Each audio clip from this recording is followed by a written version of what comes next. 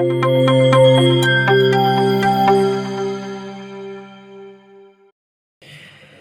Guys, good evening. I hope आप सभी अच्छे होंगे। आज 22 मई है, जो कि इन्वायरमेंटलिस्ट और डिफरेंट डिफरेंट स्कॉलर्स आज के आज को एक इंटरनेशनल बायोलॉजिकल डाइवर्सिटी डे के रूप में मनाते हैं, जो कि यूएन की एक पहल है। और इस पहल की ज़रूरत पड़ी क्योंकि जैव विविधता हमारी धरा से या अर्थ से धीरे धीरे विलुप्त होती जा रही है, जिससे विभिन्न प्रकार की इस पृथ्वी पर असंतुलन उत्पन्न हो रहा है, जिसका परिणाम आज हम सब अपने आंखों से देख सकते हैं। इस वर्ल्ड पे गर्मी, बैक्टीरियाज यानी बीमारियों का बढ़ना, डिजीज़ स्प्रेड हो रही हैं।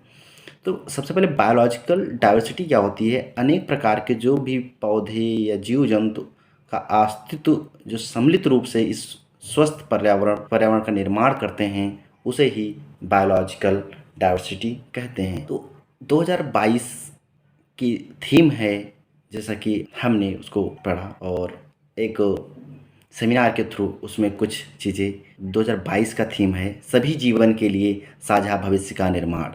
यानी सभी जीवन के लिए जितने भी हैं पेड़ पौधे जंतुओं जो कि इस धरा को स्वस्थ रखने में मदद करते हैं, उनका भविष्य के लिए साझा निर्माण करना। क्योंकि जब अगर भविष्य के लिए निर्माण के लिए रखेंगे, तभी हम अपने को स्वस्थ और समृद्ध पाएंगे। इसको इंग्लिश में बोलते हैं building a shared future for all life. इसको भारत में जैव विविधता के प्रमुख जो हॉटस्पॉट हैं। हॉटस्पॉट क्या होता है कि प्रजातियों के अत्यधिक विविधता वाले क्षेत्र जहाँ प्रजातियाँ पाई जाती हैं। प्रजातियाँ क्या होती हैं? जैसे पेड़ पौधे जीव जंतु जहाँ पर अत्यधिक पाए जाते हैं, उन क्षेत्रों को ही हॉटस्पॉट बोलते हैं। तो भारत में इंडो बर्मा क्षेत्र और हिमालयन क्षेत्र, वेस्टर्न घाट यानी पश्चिमी घाट जो कि, और श्रीलंका का कुछ कोस्टल रीजन और सुंडालैंड क्षेत्र को यहाँ पर हॉटस्पॉट या जैव विविधता की अत्यधिक विविधता वाला क्षेत्र माना जाता है। भारत में जैव विविधता के संरक्षण के लिए काफ़ी सारे उपाय किए जा रहे हैं, जिसमें अधिनियम जो है, अगर बात करें तो संरक्षण के लिए अधिनियम बनाया गया है, जिसे बायोलॉजिकल अधिनियम 2002 भी कहते हैं। इसका उद्देश्य क्या है? इसका उद्देश्य है भारत की समृद्ध और या जैव विविधता को संरक्षित रख रखाव, वर्तमान और भविष्य पीढ़ी का कल्याण सुनिश्चित करना। 2022 में बने अधिनियम के अकॉर्डिंग भविष्य, अभी, वर्तमान और भविष्य के लिए के पीढ़ी को जो कल्याणकारी या कल्याणपूर्वक सुनिश्चित करने के लिए क्या होता है, जैव विविधता से जुड़े कुछ प्रोटोकॉल्स होते हैं।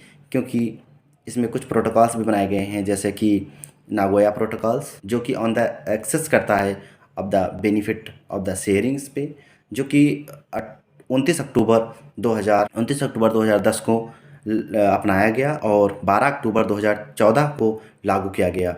इसी तरह कार्टेजेना प्रोटोकॉल्स भी है, जो कि ऑन द बायोसेफ्टी पे वर्क करता है। ये प्रोटोकॉल, इस प्रोटोकॉल को 29 जनवरी 2000 में अपनाया गया और ये 11 सितंबर 2003 में लागू हुआ। जैव विविधता को या बायोडाइवर्सिटी को संरक्षित या संरक्षण हेतु वैश्विक कुछ ग्लोबल पहल हैं, कुछ ग्लोबल मूवमेंट्स भी हैं, जैसे CBD है, कन्वेंशन ऑन बायोडाइवर्सिटी है। इसमें कन्वेंशन मतलब वार्ता होती है, वो 1993 में अपनाया गया था। और साइट्स, जिसको बोलते हैं वन्य जीव एवं वनस्पतियों की जो है विलुप्त प्राय प्रजातियों के अंतर्राष्ट्रीय व्यापार पर कन्वेंशन।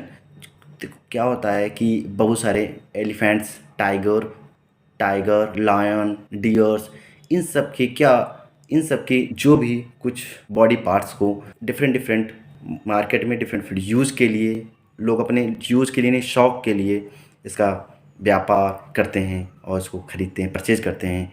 इसको अपने घर की एक बैक साइड की पिक बनाते हैं, बैक साइड अपने ड्राइंग रूम में सजाते हैं, लेकिन ये अच्छी बात नहीं है। इसको रोकने के लिए 1975 में एक पहल की गई, जिसको साइट्स के नाम से जाना जाता था। इसकी पहल के क्योंकि इसको रोकना सबसे जरूरी और बेहद जरूरी हो गया था। ये सब कुछ रीजन है। फिर आज बता दूं, इस बार का जो हमारा पहल है और जो अंतर्राष्ट्रीय पहल है कि building a shared future for all life, की सभी जीवन के लिए साझा भविष्य का निर्माण करना। और ये बेहद जरूरी हो गया है कि हम अपने को संरक्षित और सुरक्षित रखते हुए यहाँ की समृद्ध जो इस धरा की या इस अर्थ की समृद्ध प्रजाति है, वो चाहे पौधों की हो या जंतुओं की हो, उसको अस्तित्व उसका बनाए रखना ही हमारे लिए श्रेयस्कर होगा या बेनिफिशियर होगा। अदरवाइज यहाँ की डाइवर्सिटी में लॉस हुआ तो आप ये मत समझिए कि आप भी सुरक्षित हैं। अगर डाइवर्सिटी विलुप्त हुई तो आप सबसे पहले विलुप्त होने की कगार पे हैं। आप अपने ही कहते हैं कि पैरों पे कुल्हाड़ी मार रहे हैं, वो हाल है। तो दोस्तों, आज 22 मई बायोडाइवर्सिटी डे है। इस दिन हम आपको बता रहे हैं कि अवेयरनेस के लिए कुछ प्रोग्राम्स चलाए जाते हैं जो कि वर्ल्ड लेवल पे अंतर्राष्ट्रीय। इसी तरह से मैंने भी एक छोटी सी पहल की है जो कि अभ्युदय क्विज कंपटीशन के रूप में जो 6 से 12 तक के बच्चों के लिए है, वो आज चल रही है। 24 आवर के लिए ओपन है। उसका लिंक हम डिस्क्रिप्शन बॉक्स में लगा दे रहे हैं। आप सभी लिंक पर जाइए, क्विज को अटेम्प्ट कीजिए और हमारे चैनल को सब्सक्राइब कीजिए। Thank you so much.